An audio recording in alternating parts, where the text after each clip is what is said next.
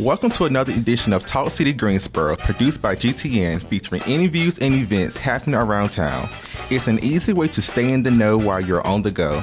Subscribe to Talk City on iTunes, Stitcher, Google Play, or SoundCloud so you can keep up with what is going on in Greensboro city government and beyond. I'm your host, Michael Boyd, and with me today is Rosemary Fleischman. Always glad to be here with you, Michael. Thank you. When was the last time you felt the need, the pull, really, to help someone in need? Someone maybe holding a sign on the side of the road, sleeping on a bench, crashing at a friend's apartment. Maybe somebody you just know is struggling with bills or just needs a little extra hand. Well, there are lots of complicated reasons behind homelessness, people on the verge of homelessness, people who are just struggling to make ends meet. And there's so many services in Greensboro to help. And now something new helping to bridge the gap. John Thornton is Executive Director of HELD. Hello and welcome. Hey, thank you for having me. We're glad you're here with us. Okay, let's start with kind of your background. We're going to get to HELD and what that is and what that means in a minute. But how did you get to a place that you wanted to do more? Yeah, so I don't know. I was thinking about this on the way over here. For some reason, for most of my life, I have always wanted to step in and just be in and around people that are in need. So I graduated college in 2008, December of 2008. I don't know if you recall what was happening in the economy at the time. It was not great.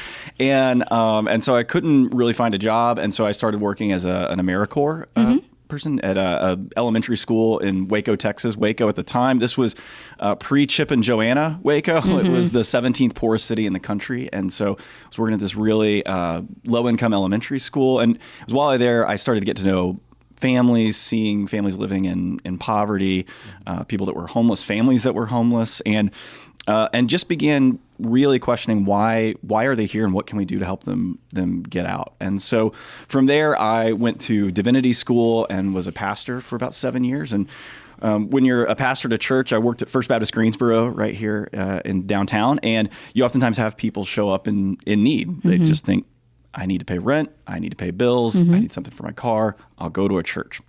A lot of churches have benevolence funds that they can use for those needs. And it was while I was at First Baptist Greensboro that we had a donor help set up a fund that was not just for those immediate needs, but helping people really exit poverty. And he kind of gave me some free rein to see what that looked like. And on a theoretical basis, I'd been thinking for a while, like, well, yeah, okay, poverty is largely about money. It's a measure of money. Right. So what if you just spent money on the things people need to get out of poverty? Right. And so we had 4 people that came through that program. The first guy was actually living in a house that he owned because he'd inherited it from his dad, and he had a job welding. His car broke down, so then he lost his job welding. So then he couldn't get his car fixed, so he couldn't get a job welding, and was behind on his taxes, going to lose his house, didn't have lights, water, any of that. So we spent about $6,000, got him a car, a couple of months insurance, some gas. He got a job welding, and then was making more money than I did working at the church. Yeah. And it just worked. And so I saw it work several times over, of this idea of like, well, what if you just had some money and you were just able to spend it right on what people need when they need it? Because there is that domino effect, right? Like if just one thing is out of place, so if you're living paycheck to paycheck, and then that big car bill comes, or a medical bill, or your wife loses her job, or something like that, and it just can spiral. Absolutely, yeah. And there's no substitute for the money to pay for those things. There's a lot of other services, a lot of other things like that. When I was growing up, this may be how I got into this work. My dad used to joke, money can't buy happiness, but happiness can't buy groceries. And somehow that has weaseled its way into my mind and soul. And so that was really where I began this focus on, let's get people the money that they need to pay for the things that they need. Wow. Okay, so we do have a lot of services to help people in need. So how is HELD different? Yeah, so HELD is different in that we are focused on guaranteed income. And so guaranteed income has a pretty long history, both as just a practical service of giving people funds with no strings attached, and then also sort of policy recommendations with things like the child tax credit, even things like Social Security are guaranteed income. You know you're going to get it if you've qualified for it, and you can pay for the things you need. And so at HELD, we're focused on guaranteed income. And so what we do is we partner with agencies that are already meeting people's needs. when I was working with the homeless, and we'll get into it in just a bit, but I did a pilot project where we got 10 people that were homeless, $5,000 each with no strings attached. And it worked really well. I'll tell you a little bit more about that later, but it worked really well. And then I would talk to other social workers, people at other agencies that are helping meet people's needs, and they go, oh my gosh, we would love to have something like that because we see so many people. We're doing everything we can. We're stretched super thin, and we just don't have the capacity to get them the money that they need. And we see people where they just got a job, they're 3 weeks in, and their car broke down. They need a couple $100 to get it fixed. We can't do that. We just don't do that. That's just not in what we do. Or we know people that, man, if they just had that lump sum, they could move into a place. They could get out of a hotel they're living in. They could just take that next step. They could take a certification class and get a better job, but they're already working 60 hours a week. How are they going to take time off? Food insecure families, like we're helping them with diapers, food, all that stuff. But man, they just need a couple $100 a month, and we can't do that. Right. And so at Held, we do that. Yeah. So we are working with partner agencies. They're already meeting people's needs, and we're going to come in and work with them to set up.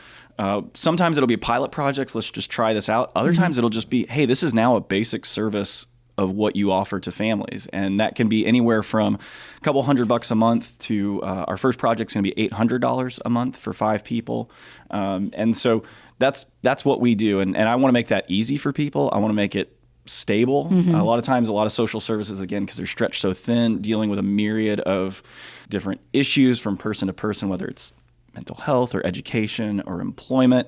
I'm able to focus on the income part. Right. Let me handle that so that the people involved know they're getting the funding, when they're going to get it, they know how much they're going to get it. And that's something that is really difficult to do when you're, again, dealing with a myriad of crises that a lot of social services are. Right. And so our logo, I wanted it to look like a trucking company or like a hardware company, but we're a nonprofit. We're all about meeting people's needs, serving people, but I want it to be, it's stable, it's dependable. You know you're going to get this funding for the next year. Yeah. I like that. So I know people are excited, and there are also people who are going to hear this and go, I don't know. I mean, can this work? Like, where's this money really going to go? How is it going to be used? And so you've done that. You know a little bit about how it works, and it's not perfect, but you have some research on it. That's right. Yeah. So as far as just the data and research on guaranteed income, there's a lot of it. And whatever issue you want to see of guaranteed income, just Google guaranteed income homelessness, guaranteed income, food insecurity. You're going to find about 5 studies that show that it works. That when people receive funding for a particular issue, it just tends to work. Does it work every time? No. Yeah. But on the whole, it is. There's no more well-researched social intervention than giving people money, and it just works. And so, for me, I was working at a day center for the homeless here in Greensboro for a couple of years, and was able to set up this pilot project. We had 10 people and were homeless at the time of the project. They came in through referrals. Some of them were from the day center internal, and then some of them were from partners outside of the day center. And it was 10 people. They were all homeless at the time. So it's kind of a mix of on the streets, doubled up, which is on somebody's couch but not their own place, shelters, and hotels. So they got a couple of things. They got case management if they needed it through our organization. They got a phone and service for a year. We were working with UNC Greensboro's Center for Housing Community Studies to do surveys and interviews. They got a phone, I think it said phone and service, so we could keep in touch. We connected them with a volunteer to keep up with them, get to know them. Yeah. Yep. And then they got $5,000, no strings attached. And so that program started in June of a year ago. And I got all 10 people their funding. It was supposed to all go out in the month of June, and then about half of them didn't have bank accounts. And I don't know if you've ever just other things that you have to work through. Yeah. It is very difficult to open a bank account when you don't have a residential address. And so found a bank that would work with us. We got them set up with accounts. They got the funding. And within 6 months, 5 of them had already found housing. Wow. And Toby, who was the first person that I told was receiving the funds, I told him he was getting his funds probably this time 1 year ago, and we're going to get lunch after we record this. Oh, that's cool. And so I told Toby he was receiving the funds, and Toby just goes, "Oh my gosh, the other day I just thought I know I could get my feet underneath me if I just had like $5,000. Oh wow, like had that number in mind."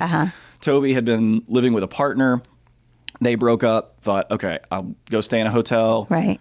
just a few weeks, I'll find a place, I'll move in. A few weeks turned into a month, turned into 2 months. It'd been 6 months. Was paying $600-700 a week in rent. The furniture market week, it was $1,000. Oh gosh. So starts falling behind. Is working 50-60 hours a week, but just can't get enough to get into a place. So July 1st of 2022, Toby received $5,000. July 8th, signed a lease on a place, and July 15th, I helped him move in. And so we spent all day. Moving is, it's never fun. It's also not fun when you're struggling financially. And we left the hotel. We made 2 trips, and the final trip, Toby just kind of stood in the doorway and saw this hotel that he'd been living in, with cats, and it was totally empty. And we were driving, and I just asked, what do you feel right now? And he just said, I thought I was at a point where I would just never get out of there. And I didn't know how I would get out of there. And now living in an apartment, just renewed the lease for the next year, and is actually going to come work with me on our next project as a kind of peer support person for our participants in our new project. And so saw it work on just a basic level of the results we were looking for. We were looking for people to get it housed. We were looking for people to gain employment, maintain employment.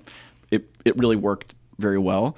The story that I like to tell everybody is is one of the quote unquote failures. A person who was not successfully housed is a guy named Carlos. And so Carlos came into the project. He's 51 years old and had been living on the streets for about 2 years, had spent time in prison off and on, had some substance use issues in his past, but was really working through those things, and was working at a restaurant downtown and making really good money, was getting a raise, would come into the day center, do laundry, just kind of sit in the corner, mind his own business, just the sweetest guy. Just doing his thing, just trying to get by. Yeah. So when I told Carlos, you're going to receive the $5,000, I asked every person in that project, what are your goals for the next year? Just what is it that you want? And oftentimes in social services, people show up and we're all burned out and we're tired and we're just like, oh my gosh, what do you want? Because they're going to ask us for something we don't have. That we can't do. Yeah, we just can't do it right now. And so it was cool to ask people, like, what do you want? And really want to know. Yeah. And so I asked Carlos, and he sat back and goes, I'm going to have to think about that because I've never really thought that far ahead.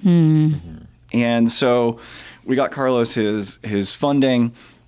He was staying in a hotel, weekly rate hotel while he's working, saving his money, trying to find that apartment while we were looking for the apartment. After about a month, he got sick, and we thought it was COVID. He was working in a restaurant, and it was a really bad cough.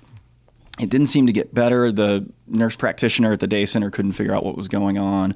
He was really resistant to going to the hospital. He was really scared. Yeah. And so myself and his case managers started visiting him in the hotel every day, making sure he had what he needed, and just kept kind of encouraging me, like, you should go to the doctor. You really need to get checked out. Right. But a month went by, and he finally called his case manager and said, I've called an ambulance. Like, I've got to go to the hospital. So we don't hear from him for 2 days. His case manager hears from him, and it's congestive heart failure. I did not know there are degrees of congestive heart failure. I learned a lot about it over the course of this project, a lot more than I expected going in, for sure. And so he's I show up at the hospital to go visit, especially having been a pastor. I was used to these kind of hospital visits. I didn't know they were letting people in because of COVID. So like, what are you here to do? I was like, I'm his pastor. I think they'll let you in. Yeah. Right. And you got in. You got in. And they're like, good. He's about to go to the ICU. And then the nurse just walked away. Like, I was supposed to know what to do, where to go, what to do with that. So sit down with Carlos. He's in bad shape. He gets to the ICU over at Cone, and the doctor there calls his case manager, like, can you tell me about this guy? Because, what's going on? And she, told him a little bit of his story. He's homeless. He's trying to turn things around. I was like, okay, well, I'm going to do what I can to get this guy a second chance. So the team over at Cone and the cardiac ICU starts working on getting him on Medicaid. They're calling Raleigh every day. I would go visit him every day on my lunch break. He had a tube in his neck that was keeping his heart going. Very touch and go at points. And we also reconnected him with his family. So his mom and his sister had not seen or heard from him in 2 years. And the last they'd heard from him was on the streets. And Greensboro, they lived in Wake Forest. And So we eventually get him to call his family. He didn't want to because he felt kind of embarrassed, and he really wanted to call them when he got his own place. When he's back on his feet. Yeah. And he's like, I've always called and I've needed help, but like I really want it. And we were like, Carlos, you really ought to call your family. So we call his family, and his sister Bonnie and his mom, they're so grateful that we called. They come out the next day, they meet with me and my coworkers, and his sister keeps referring to Carlos as Clyde. I'm like, Clyde? What? Bonnie and Clyde? Like that's how tight they are. Yeah. But she doesn't tell us this is a joke. We're just having to. We're like, did we call the right family member? Like, is this the right person? and his sweet mom looks at us and says, every time we've had times where we haven't known where Carlos is, we haven't heard from him, and every time I've just prayed to God, Carlos is my heart, and you've got my heart. And so I got to go with them to see him in the hospital for the first time in 2 years, and got to see Bonnie hold Clyde in her arms, and they all cried. So they start coming to visit every week, and we're still not sure what's going to go on with his heart, with medical care. About 2 weeks go by, and he gets approved for Medicaid. Good. They move him to Duke Hospital, so that was great because a lot more of his family in Wake Forest could then visit. So another week or two goes by, and he got approved for a heart transplant. Wow. And then another 2 weeks go by, and I got a text that he was going into surgery. Oh my goodness! Wow. And got a new heart. And about 3 weeks after that, he went back and is now living with his mom and his sister and his family in Wake Forest. And he texted me yesterday. I'm still recovering, still moving along. And so, I tell that story, and there's so many aspects of it that had to go right. The doctor, the hospital, the medic, everything could have fallen apart. Yeah. And also he had to have $5,000 so that he could stay in that hotel and not be going through and not working. Yeah, because he wasn't working. Not be on the street. I mean, this was August, September of 22. It was 90 degrees every day. I mean, just that he could have a bed to sleep on, have a bathroom, a place to keep some food, just probably kept him alive long enough to get the help that he needed. And so, I tell people he is... And to be reunited with his family. Yeah. I mean, like, life-changing. Yes. Yeah. Yes. And watching him open up. Saved his life. Really. Right. And to watch him over the course of that project, he went from being really quiet, sitting in the corner to I did not know how funny he was. He was very funny and jovial, and would just open up around. He didn't have time family. to be. He was too burdened to be. Had fun. And he told me one of the most life-changing things about the project is he's always wanted to be very independent. He's not wanted to need other people's help. And I remember he was at the hospital at Duke, and I was visiting him, and he said, I'm just learning. I've got to let people care for me. I've got to let these doctors care for me and my family care for me. And it was a really powerful thing to see. And it's the kind of thing that doesn't show up in data. It's not the kind of thing we were really looking for in our kind of research evaluation component. And so, technically, Carlos is not housing himself. Like he's not. So he's. According to what we were looking for, he's a failure, as he's the most successful failure we could have imagined. And so, getting to watch all of that as it was unfolding, I was just like, I want more of whatever this is.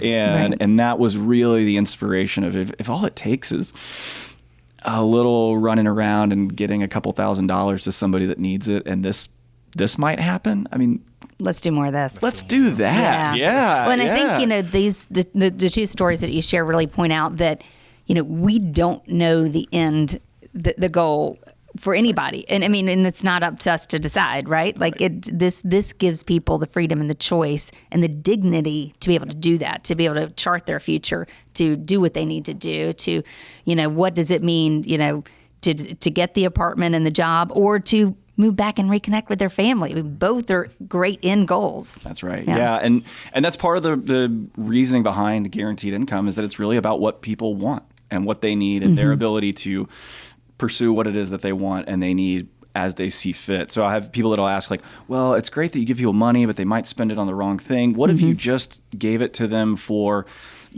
XYZ thing? It's like, well, I don't really have the time to get with 10 people, find out the things they need, get checks cut exactly to the right vendor, to the right.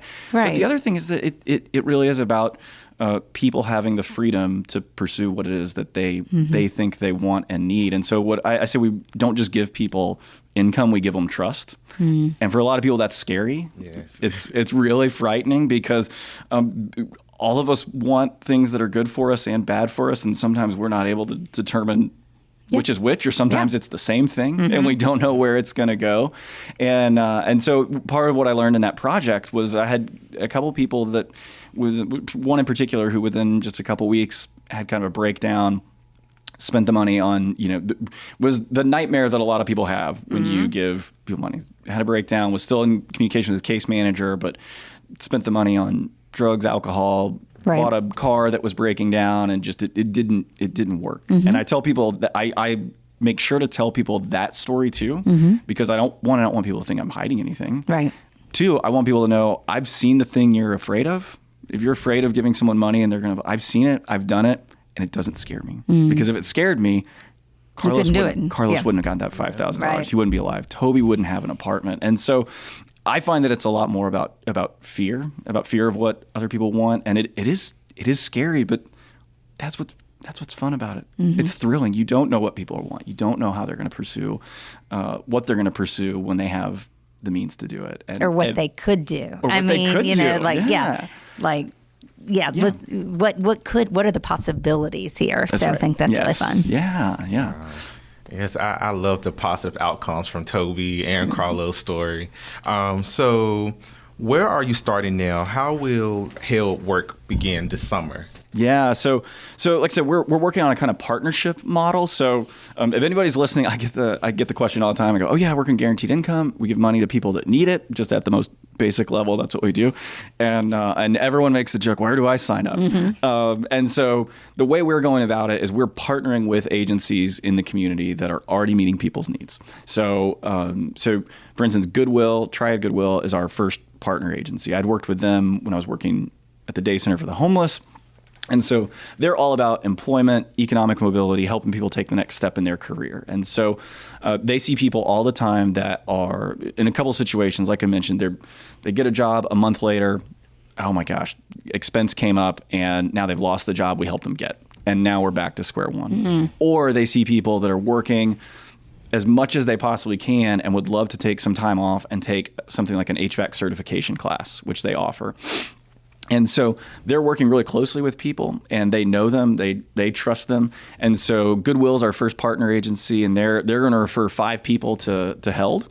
And as a part of that project, they will receive $833 a month, which comes out to $10,000 total for a year.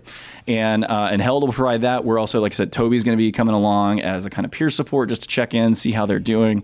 Goodwill will continue providing their career navigation services, and then we'll see where it goes. And so we're going to do that model with as many agencies as we can and with as much funding as we can raise.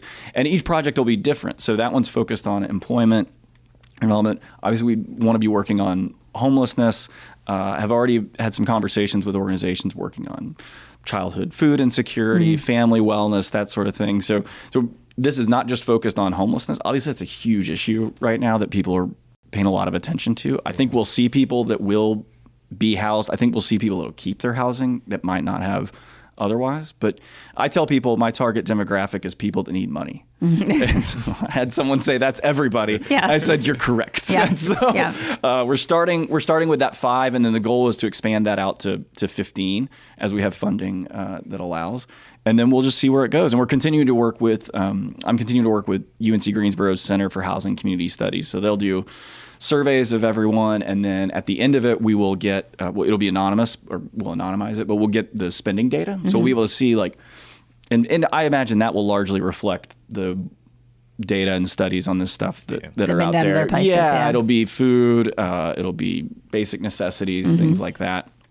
And that'll be good, and we'll put that together in a report. But then I also really just want to focus on the people themselves, and both the good and the bad, and not the good and the bad people, the good and the bad of each person in the project. Because that the guy that I told you about that spent the money in the quote unquote bad way. When I sat with him, I asked him, what are your goals for the next year? He said, I really want to get a place of my own because I want to sit. I was like, I really want to reconnect with my son. He was 50, his son's 31. He's like, he's helped me out so much, and I really just want to be worthy of his love. And I would do it again, and there's good and bad in each person that was in that project. There's going to be good and bad in each person that comes through this. And so I want to see that. I want to see it up close. I want to get to know them and see how this goes, and then just support them however we can. All right, you're in an elevator with Warren Buffett. You've got like 30 seconds to give him your pitch about why you do this. Oh my goodness. I'd say that it's because it works. So that's number one. And I think people like Warren Buffett, they at least say they want something that works. Yeah. But then I'd also say that I don't know how it works or how it's going to work. And that to me is much more exciting. I can tell you there's probably going to be some people that get some better jobs. There's probably going to be people that stave off an emergency. But I really don't know. I don't know. I know that on the whole it's going to work. On the whole it's going to change people's lives. But it's a much more thrilling adventure to me to not know. And I would invite anyone who's considering giving, whether that's Warren Buffett or someone that's listening to this podcast. I don't know where it's going to go, but I believe it's going to be going somewhere really good for everybody involved. John, thank you. Really appreciate your time and really excited about the work you're doing. We're going to stay in touch, follow along, and check back with you before a year from now, but also a year from now, too, to hear a little bit more about these 5 folks that are getting started with you later this summer. So thank you so much. And if you want to know more about it, get involved, support, ask questions, start at heldgso.org. Stay tuned in weekly by subscribing to Talk City Greensboro on iTunes, Stitcher, and Google Play. And don't forget, you can download Talk City from SoundCloud. That's our time for this week. Thanks so much for spending some of yours with us. If you like what you hear, please share it with a friend. Hey, be sure to tune in to GTN, your official source for news and information about the city of Greensboro. GTN is available on Spectrum Channel 13, AT&T UVerse Channel 99, and Lumos Channel 31. GTN also streams live on Roku and the city's website at greensboro-nc.gov.